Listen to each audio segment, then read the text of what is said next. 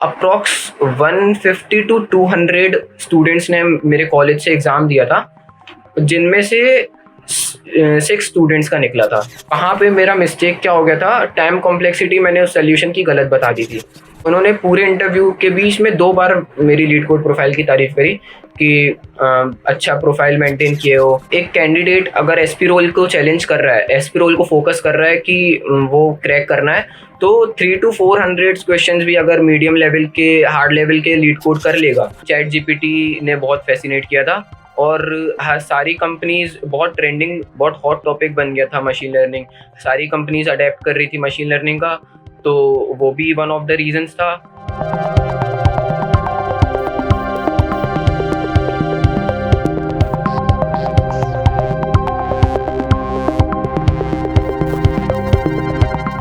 Hi everyone, welcome back to my YouTube channel. So in this video, I have invited Divyansh Pillai, who is a fresher graduate and has recently cracked Infosys SP profile. So in this video, we are going to discuss in detail about the SP profile. And those who don't know, so Divyansh during his college has worked on the technology that is machine learning. So those who are curious to know about the machine learning, what is its future scope and what all the strategy we can follow in making our resumes. So this video is going to be helpful for all of you. So in this we are going to discuss in detail about some of the areas on machine learning and regarding SP profile. So before moving on, we will be welcoming Divyansh to our YouTube channel. So moving on to you, Divyansh. Hi, thank you so much for coming to my YouTube channel. So कैसे हो आप? मैं बढ़िया हूँ ma'am, thank you for having me on your YouTube channel. आप कैसे हो? मैं भी बढ़िया हूँ। So Divyansh, I would be starting with your quick intro. So आप अपने कॉलेज के बारे में थोड़ा बताइए कि आपकी कॉलेज की जर्नी कैसी रही और आपने कौन कौन सी टेक्नोलॉजीज पे काम किया। So I just want you to give a detailed introduction about yourself, like आपकी कॉलेज की जर्नी, आपका एकेडमिक बैकग्राउंड और सब कैसे रहा। Okay, so over to you. okay ma'am. So hello guys, my name is Divyansh Pillai and I am born and brought up in Jabalpur, Madhya Pradesh, and I am graduated from Global Engineering College in Computer Science branch with an aggregate CGPA of 8.32. और ma'am, coming to my technical skill, so मैंने सबसे पहले college में Android development start किया था। Development में मैंने सबसे पहले तो डीएसए स्टार्ट किया था।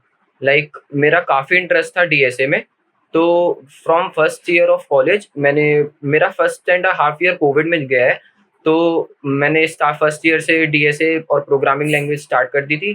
तो उसके बाद फिर डेवलपमेंट में मैंने सेकेंड ईयर से एंड्रॉयड डेवलपमेंट में स्विच किया। तो एंड्रॉयड डेवलपमेंट किया, 1 ईयर मैंने एंड्रॉयड डेवलपमेंट की थी।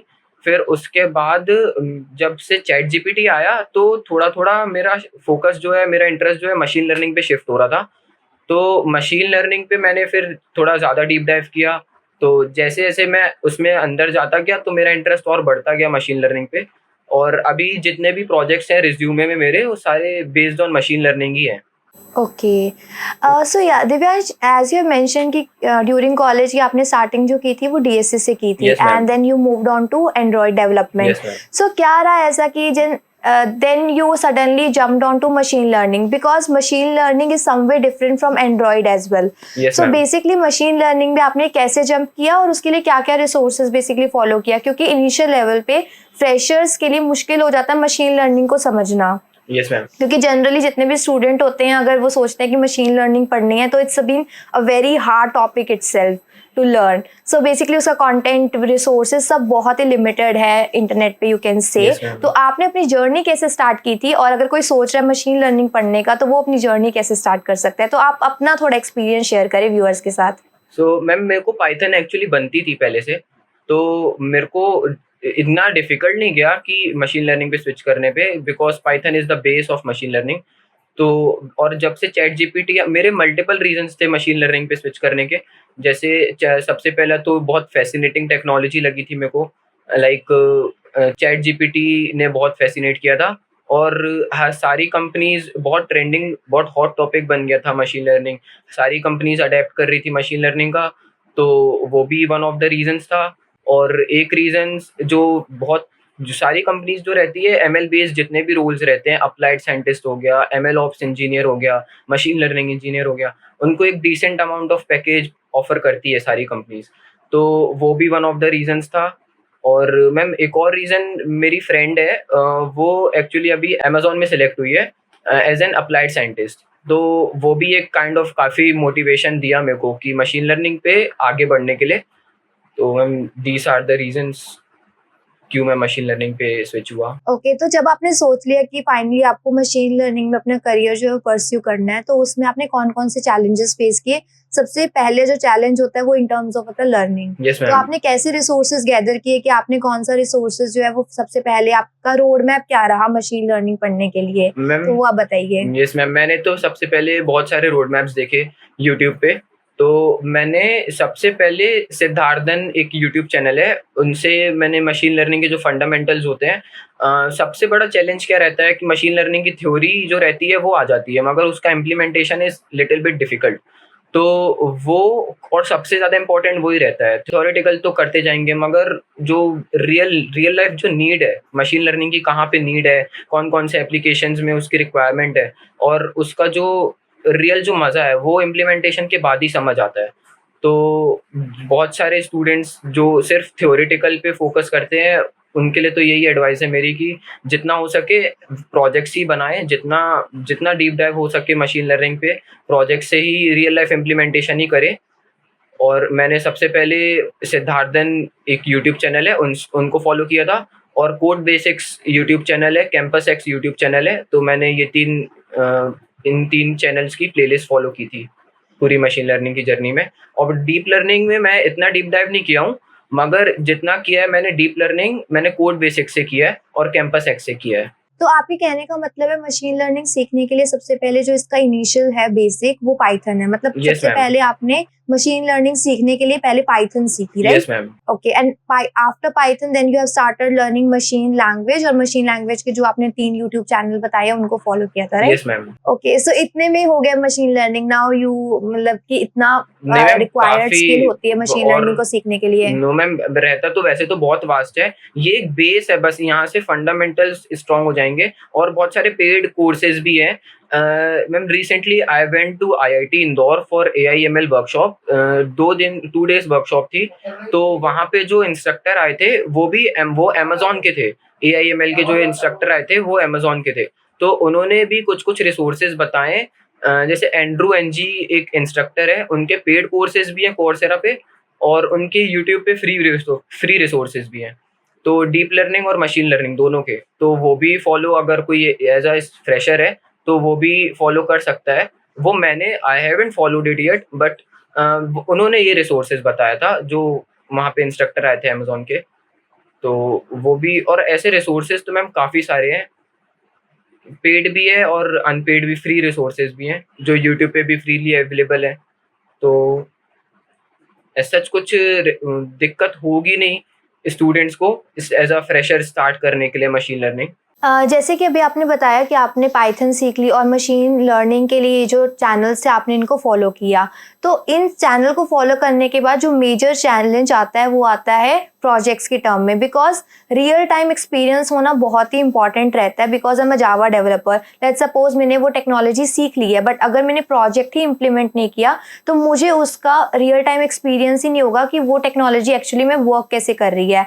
सो बेसिकली आप बता सकते हो जैसे मशीन लर्निंग के जो प्रोजेक्ट्स हैं वो किस टाइप के होते हैं, आपने प्रोजेक्ट्स कैसे बनाए थे, और बेसिकली अगर आप मशीन लर्निंग सीख जाते हो तो किस टाइप का वर्क जो है वो आपको मिल रहा होगा in so future? Ma'am as a fresher मैंने भी थ्योरेटिकली लर्निंग ली। उसके बाद फिर इम्प्लीमेंटेशन में सबसे पहले मैंने काफ़ी सारे प्रिडिक्शन मॉडल बनाए थे, और क्लासिफिकेशन रिग्रेशन मॉडल बनाए थे।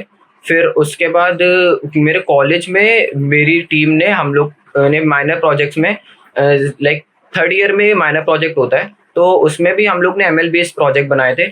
उसमें मेरी पूरी टीम को भी एमएल बनता था, और जहाँ हम लोग को प्रॉब्लम इशू आ रहा था वहाँ पे हम लोग कॉलेज प्रोफेसर से हेल्प लेते जा रहे थे। तो मैम उसके लिए हम लोग ने यूट्यूब चैनल्स भी फॉलो करे थे, लाइक वही सिद्धार्थन मैंने बताया, तो उनसे मैंने उनकी प्रिडिक्शन सिस्टम्स को फॉलो किया था। उन्होंने काफ़ी सारे प्रिडिक्शन सिस्टम बनाए हुए हैं अपने चैनल में, तो उसको फॉलो किया था। और मेरे फ्रेंड्स को भी मशीन लर्निंग बनती थी, तो म्यूचुअली हम लोग को उतना प्रॉब्लम आई नहीं थी। जो भी चैलेंजेस आते जा रहे थे वो हम लोग कॉलेज के प्रोफेसर से हेल्प लेते जा रहे थे। तो दिव्यांश, जैसे आपने मशीन लर्निंग सीख लिया, उसके बाद फाइनली अब कॉलेज में टाइम आ जाता है प्लेसमेंट का। तो आप अपना प्लेसमेंट एक्सपीरियंस बताइए कि आपके कॉलेज में इन्फोसिस आई, तो आपका इन्फोसिस का एसपी प्रोफाइल कैसे क्रैक हुआ? So that was the only offer you got, मतलब आपको कॉलेज के एंड में कितने ऑफर्स मिल गए थे और आपका कैसा एक्सपीरियंस रहा प्लेसमेंट का? Yes ma'am. तो ma'am, I have 3 offers in during college. first one was Auris Technologies Private Limited, second one was TCS and third one was Infosys SP role. So ma'am, जो Auris company थी वो campus में ही आई थी, campus selection था, and rest of the 2 companies are off campus. तो ma'am, Infosys का हमारे कॉलेज के प्लेसमेंट सेल का जो ग्रुप है उसमें कॉलेज ने प्लेसमेंट सेल ने मैसेज किया था, तो वहाँ से हमें इंफॉर्मेशन मिली थी रिगार्डिंग एसपी रोल। तो उसके बाद इस बार इन्फोसिस ने सिर्फ एसपी रोल के लिए हायर करी है। यूजुअली वो 3 रोल के लिए हायर करती है, मगर इस बार सिर्फ एसपी रोल की हायरिंग थी। तो मैम, फिर उसके बाद उसके बारे में और इन्फॉर्मेशन गैदर करना स्टार्ट किया। तो सबसे पहले तो आपकी वीडियोस से इंटरेक्शन हुआ।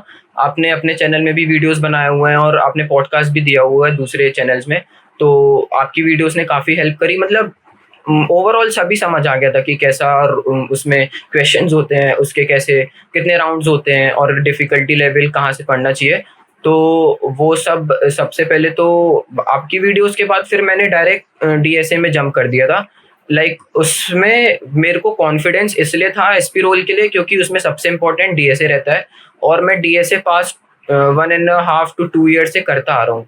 मैंने सेकेंड ईयर से डीएसए स्टार्ट कर दिया था, और थर्ड ईयर से डेडिकेशन के साथ एकदम मतलब डेडिकेटेड होके कंटिन्यूअस लीड कोड पे करना स्टार्ट कर दिया था। मैंने जीएफजी और कोडिंग निंजा में भी किया हुआ है, मगर सबसे ज़्यादा जो कंसिस्टेंट रहा हूँ मैं लीड कोड पे रहा हूँ। ऑलमोस्ट 500 प्लस क्वेश्चंस मैंने किए हुए हैं लीड कोड में, तो वो मेरे को काफ़ी हेल्प किए। और मैम, डीएसए का एक मैं अपने से मतलब टिप देना चाहता हूँ कि अगर डीएस बहुत सारे स्टूडेंट करते हैं कि एक बार कर लिए और दैट्स इनफ फॉर देम, मगर उससे ज़्यादा इम्पॉर्टेंट डीएसए में रिवीजन होता है।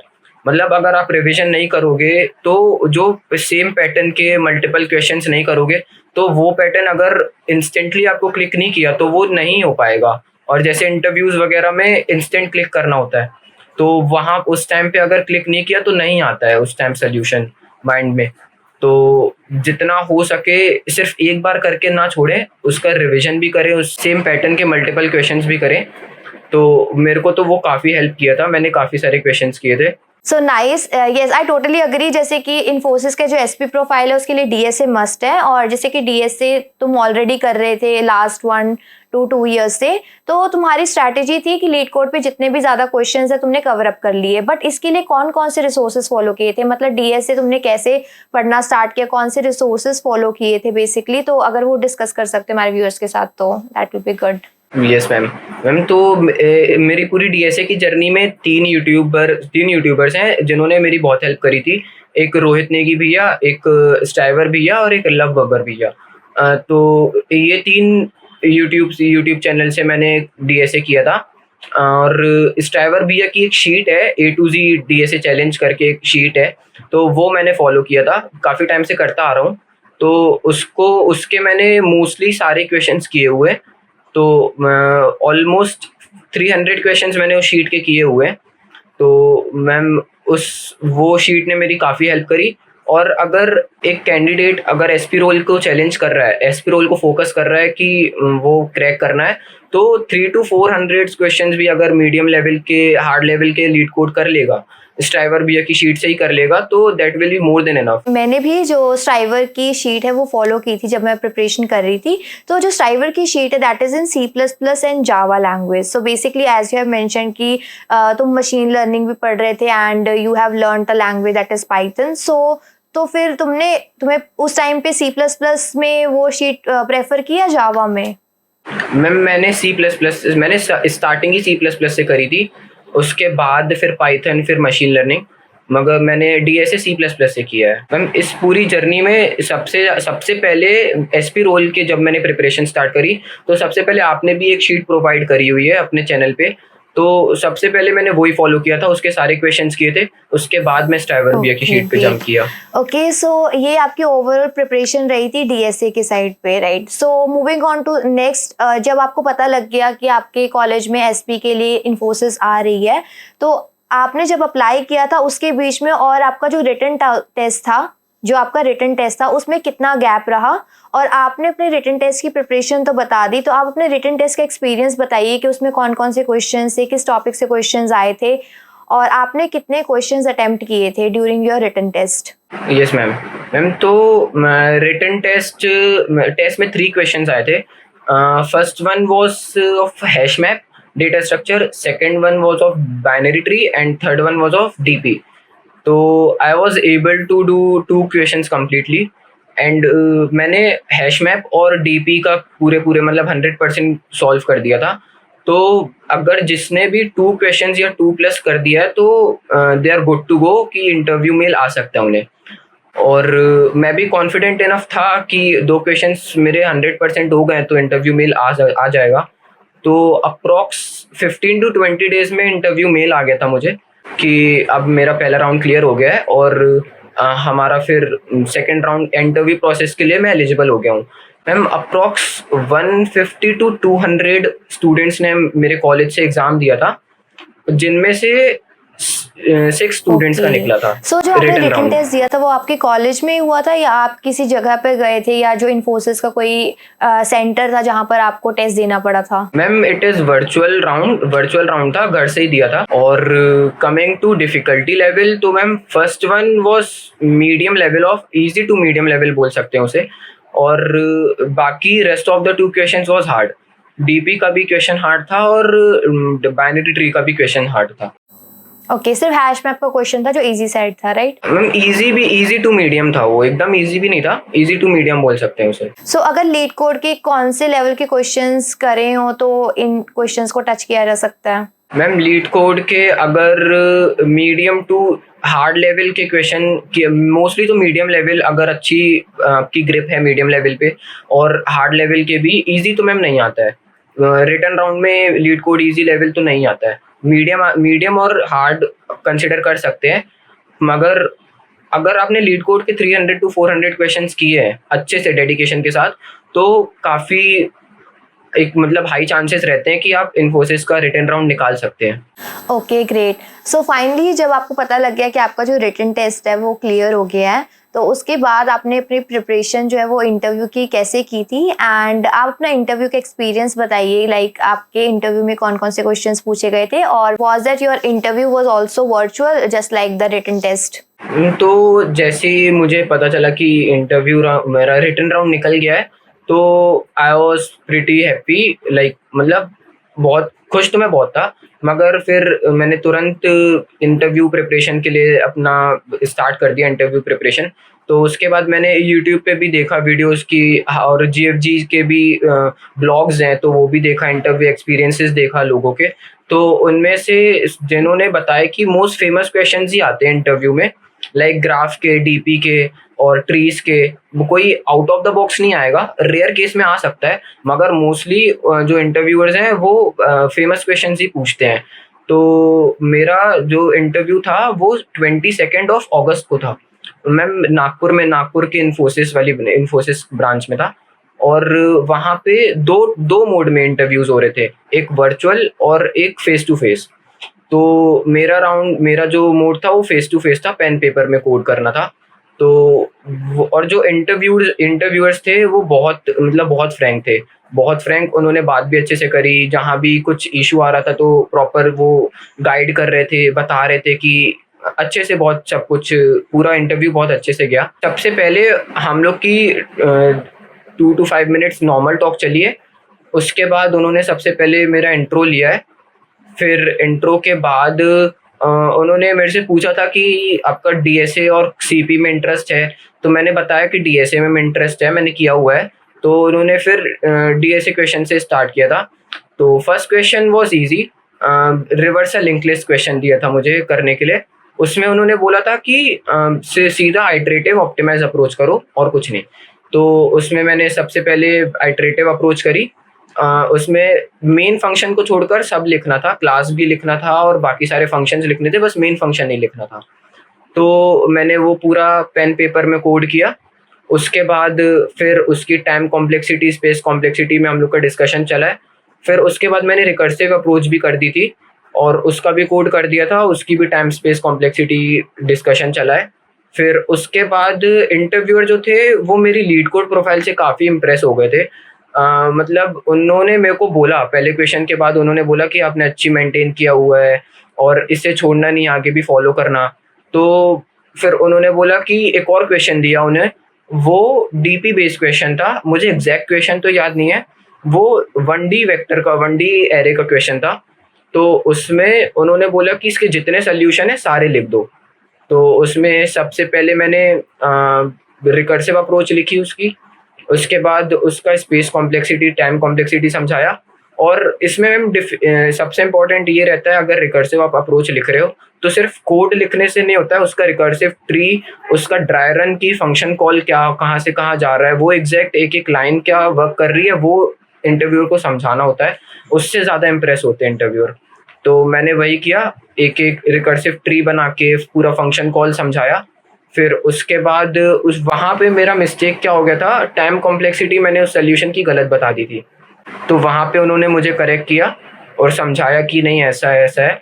फिर उसके बाद मैंने मेमोराइजेशन टेक्निक से ऑप्टिमाइज़ किया, उसमें डिफरेंस बताया कि रिकर्सिव और मेमोराइजेशन में डिफरेंस क्या होता है, टाइम कॉम्प्लेक्सिटी स्पेस बताई।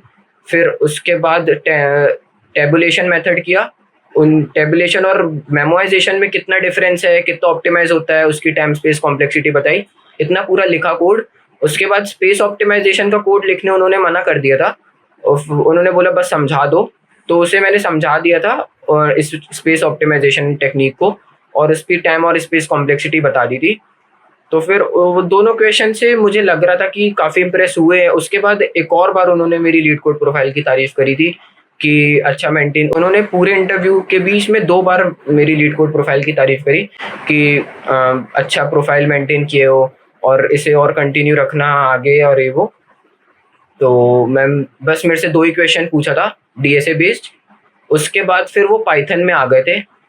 पाइथन में उन्होंने मेरे से जो बेसिक डेटा स्ट्रक्चर होता है, डिक्शनरी सेट, वो पूछा। उसके बाद पांडास नंपाई लाइब्रेरीज होती हैं, उससे रिगार्डिंग क्वेश्चन पूछे। और फिर उसके बाद एसक्यूएल में उन्होंने जो बेसिक डीएमएल डीडीएल कमांड्स होती हैं उसकी क्वेरीज पूछी। और कोई क्वेरीज मेरे से लिखवाई नहीं, बस पूछी थी और एक टेबल दे दी थी, उसको नॉर्मलाइज करने बोला था। तो बस इतना ही, वो मेरा लास्ट क्वेश्चन था। इतना पूरा मेरा इंटरव्यू चला है। अराउंड 40 to 45 मिनट्स का मेरा इंटरव्यू चला है। ओके, जो आपके जितने भी क्वेश्चंस थे वो आपको पेपर पे लिखने थे, राइट? मतलब कोई लैपटॉप या कुछ नहीं था? नो मैम, पेन पेपर में लिखना था। उन्होंने एक नोटपैड प्रोवाइड किया था, तो उसमें पेन पेपर में लिखकर उन्हें पूरा समझाना ओके। सो जनरली जितने भी आपके फ्रेंड्स वगैरह रहे थे उनका भी इंटरव्यू जो था वो इस टाइप का ही हुआ था कि किसी ने लैपटॉप पे बाय चांस अपना जो इंटरव्यू है वो दिया? सो मैम मेरे 2 फ्रेंड्स का भी इंटरव्यू मेरे साथ ही था, सेम डे पे था नागपुर में। तो एक का तो इंटरव्यू सेम हुआ जैसे मेरा हुआ, उस वैसी मोड में हुआ, मगर एक का वर्चुअल मोड में हुआ था। इंटरव्यूअर कहीं वर्चुअल जूम मीटिंग में कनेक्ट थे। तो उस और जो जूम मीटिंग वाला जो फ्रेंड है उसका इंटरव्यू नोटपैड में हुआ। उससे जो डीएसए क्वेश्चंस करवाए थे वो नोटपैड में करवाए थे, कोई एडिटर यूज करने नहीं दिया, नोटपैड में क्वेश्चंस करवाए थे। और जो एक और जो मेरी दूसरी फ्रेंड थी उसका इंटरव्यू पेन पेपर में हुआ था। Okay, got it. So basically सबका थोड़ा एक्सपीरियंस डिफरेंट रहता है, but yes we can say कि पहले जो इन्फोसिस थी वो वर्चुअल ले रही थी कि दैट इज आप जो अपना इंटरव्यू है वो घर पे दे सकते हो, बट अब जो है वो आपको ऑफिस में आना पड़ता है। तो that could be in any location, जैसे कि तुम्हारा नागपुर लोकेशन में हुआ था, वैसे ही कोई भी कैंडिडेट है उसका इन्फोसिस के किसी भी कैंपस में हो सकता है। वहां पर हो सकता है जो आपका इंटरव्यूअर है वो आपसे किसी जूम मीटिंग से वर्चुअली कनेक्ट हो, बट यस आपको डीसी आकर जरूर इन्फोसिस का इंटरव्यू फेस करना पड़ेगा। तो इसके बाद आपको कब पता लगा कि आपका जो इंटरव्यू है वो क्लियर हो गया है? अराउंड 1 वीक में रिजल्ट आ गया था। 22 ऑफ अगस्त को मैंने इंटरव्यू दिया था और 29 ऑफ अगस्त को मेरे को मेल आ गया था कि I got selected in as a specialist programmer at Infosys. उस टाइम पे मैम मैं आईआईटी इंदौर मतलब गया था वर्कशॉप अटेंड करने, तो उस टाइम पे आया था मेरे को मेल। Okay okay great. और मेरा जो फ्रेंड है एक, हम दोनों का क्रैक निकल गया, दोनों क्वालिफाई कर लिए थे। तुम्हारा जो दूसरा फ्रेंड है उसका नाम प्रेमजीत है, right? Yes ma'am. So basically या मैंने प्रेमजीत के साथ भी वीडियो शूट की है रिगार्डिंग स्पेशलिस्ट प्रोग्रामर। सो जिन्होंने वो वीडियो नहीं देखी है तो वो भी जाकर चेकआउट कर सकती हैं। सो फाइनली दोनों फ्रेंड का साथ में निकल गया। So that's a very great news. Like अब तो माइसर कैंपस में जाकर दोनों Thank साथ you. में मजे करने वाले हो। Thank you. Yes ma'am, for sure. हाँ फॉर श्योर, क्या मजे ही है ऑब्वियसली। मतलब कि अगर कॉलेज की फ्रेंड की और साथ में प्लेसमेंट लग जाए एक ही कंपनी में तो काइंड ऑफ सपोर्ट सिस्टम मिल जाता है। सो मेरे साथ भी ऐसा ही था हाँ कि वो है। हाँ स्टार्टिंग में ऐसा लग रहा था कि फ्रेंड्स के साथ साथ हो जाए तो मजा आ जाएगा, बट यस समटाइम्स लक और destiny has some other roles to play. Best of luck for your journey ahead. Like आपने इन्फोसिस का स्पेशलिस्ट प्रोग्रामर का जो रोल है वो क्रैक किया है and you would be going to have your training in Mysore, right? Yes ma'am, for 6 months. Okay, so Mysore की training कब स्टार्ट होने वाली है? मैम 30 सितंबर से हमारी ज्वाइनिंग है, तो 30 सितंबर से ऑनबोर्डिंग प्रोसेस मतलब पूरी ज्वाइनिंग प्रोसेस स्टार्ट हो जाएगी। Okay, so you as you have mention कि आपकी 6 मंथ्स की ट्रेनिंग रहने वाली है। Yes ma'am. Okay, so basically मेरी ट्रेनिंग का जो ड्यूरेशन था वो थोड़ा बिट कम था आई वुड से। सो आपकी 6 मंथ्स की ट्रेनिंग रहेगी और आपको माइसर कैंपस में फिर उस टाइम पे स्टाइपेंड वगैरह जो है वो कंपनी प्रोवाइड करेगी। सो आपको कंपनी ने ट्रैवल एक्सपेंस भी प्रोवाइड किए हैं और just accommodation they have provided? No ma'am, travelling expense नहीं प्रोवाइड किया है उन्होंने, अकोमोडेशन प्रोवाइड किया है अपने हॉस्टल से। मैंडेटरी है कि उनके हॉस्टल्स में ही रुकना है, स्टे करना है हमें। Yes that I know. Basically Infosys का जो माइसर कैंपस है उसमें सब कुछ है, मतलब कि उनका इन्फोसिस का अपना अकोमोडेशन रहता है और उसी के अंदर फूड कोर्ट्स Yes, वगैरह ma'am. अवेलेबल रहेंगे। और रही बात ट्रैवल एक्सपेंस की, तो वो मेरे टाइम पे भी जो था वो अपनी तरफ से करना था एंड आपके टाइम पे भी अभी भी वो चीज़ सेम Yes, ही ma'am. है, यू कैन से। Yeah. खुद से करना है। Yes ma'am. Yes, so it was lovely experience talking with you, Divyansh, I would say. So आपने SP प्रोफाइल के बारे में काफी कुछ डिटेल में बता दी है। Yes, just one thing I forgot to ask, like आपने अभी मेंशन किया था कि जो आपका इंटरव्यूअर था वो बहुत ज्यादा इम्प्रेस था Yes, आपके ma'am. लीड कोड के प्रोफाइल से। तो आपका लीड कोड का प्रोफाइल जो था वो काफी अच्छा था ma'am. जिसे आपने अच्छे से मेंटेन कर रखा था। सो आई वुड सजेस्ट कि जितने भी व्यूअर्स वॉच कर रहे हैं, जो भी वो प्लेटफॉर्म पे अपना जो है DSA क्वेश्चंस प्रैक्टिस करते हैं, तो उसका प्रोफाइल जो अच्छे से मेंटेन रखें और इसका लिंक जो है वो अपने रिज्यूमे में वो डाल सकते हैं। तो आप ये बताइए कि आपसे Yes, किस जो इंटरव्यूअर है उन्होंने प्रोजेक्ट से रिगार्डिंग कुछ नहीं पूछा, या आपने अपने रिज्यूमे में लीड कोड लिंक जो है वो स्ट्रेटेजाइज कर रखा था? उसके अलावा कुछ आपको लगता है कि आपने रिज्यूमे में कुछ डिफरेंट किया था so that your resume was something that caught the interviewer eyes? Ma'am project से रिगार्डिंग तो कुछ नहीं पूछा, प्रोजेक्ट्स मैंने इंट्रो में मेंशन थोड़ा थोड़ा कर दिया था, अदरवाइज प्रोजेक्ट से रिगार्डिंग तो कुछ नहीं पूछा। मेनली फोकस इंटरव्यूअर्स का DSA बेस्ड ही रहता है, क्योंकि इसमें इंटरव्यूअर्स कैंडिडेट की लॉजिक बिल्डिंग ही चेक करते हैं कि कितना इंस्टेंट उसे लॉजिक क्लिक कर जा रहा है। कोई भी प्रॉब्लम अगर न्यू प्रॉब्लम दे रहे हैं या ओल्ड प्रॉब्लम जो भी है, उसका लॉजिक कितनी जल्दी वो बिल्ड कर पा रहा है, वो मेनली चेक करते हैं इंटरव्यूअर्स। और अगर आप दूसरी जैसे DBMS हो गया, SQL हो गया, वो भी इम्पोर्टेंट रहता है। कभी कभी किसी से CN और OS के बारे में भी पूछ लेते हैं, बट रेयर केस में होता है। मोस्टली DSA तो मस्ट है, अगर आपको SP रोल क्रैक करना है तो DSA is a must. I agree with you on this point. Basically DSA is must and in spite of it कई बार जो इंटरव्यूअर है वो DBMS जरूर पूछ लेते हैं, ऑपरेटिंग सिस्टम के भी कुछ क्वेश्चंस पूछ लेते हैं एंड कंप्यूटर नेटवर्क्स के भी।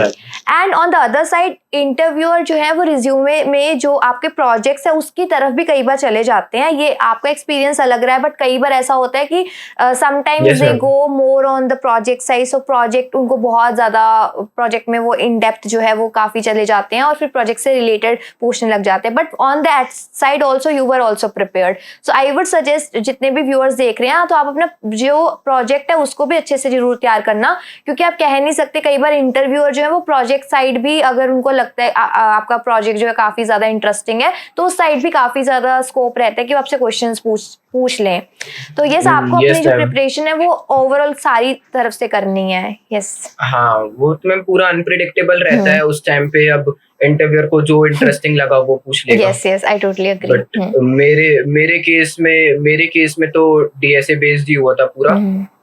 तो I was lucky enough to manage all the questions. Okay, या एक्चुअली आपका नॉलेज का भी रोल प्ले किया है, क्योंकि आपने जो अपना हार्ड वर्क पुट इन किया था इतने इयर्स में DSA में और मोर ओवर मशीन लर्निंग में, so that have given you the result. I would like to say thank you that you have came to my channel and have share such a valuable information to all the viewers. So basically जो भी fresher graduate है, even जो SP का profile crack करना चाहते हैं, so this video is going to be a really helpful. So yes, so thank you so much, Divyansh, for coming to my channel and sharing such a valuable insights to my audience. Thank you so much. Thanks to you too ma'am. सबसे मतलब SP role की preparation के लिए सबसे starting का जो help हुआ है मेरे से वो आपने ही किया है, तो उसके लिए थैंक यू सो मच. और thanks for having me on your YouTube channel again. Yeah, thank you so much, So, Divyansh, for thank such you, a ma'am. lovely and kind words. But yes, ऐसे podcast मतलब कि आप you would say कि मुझे प्रेमजीत ने connect किया और फिर आप भी उनके फ्रेंड हो, उन्होंने कनेक्ट किया, तो काइंड ऑफ दोनों की वीडियो जो है फाइनली वो हेल्पफुल होने वाली है. एंड अगर आप भी मतलब जो भी व्यूअर्स देख रहे हैं तो आप भी कोलैब करना चाहते हैं तो आप मुझे मेल पे पिंग कर सकते हैं. इफ़ आई फाइंड लाइक आपने कुछ क्रैक किया है that is a valuable to our audience, so ज़रूर मैं आपके साथ वीडियो शूट करूँगी and will be sharing those info to the audience. Yeah thank you so much. Thank you everyone. Thanks, Divyansh. Thank you so much, ma'am. Thank you.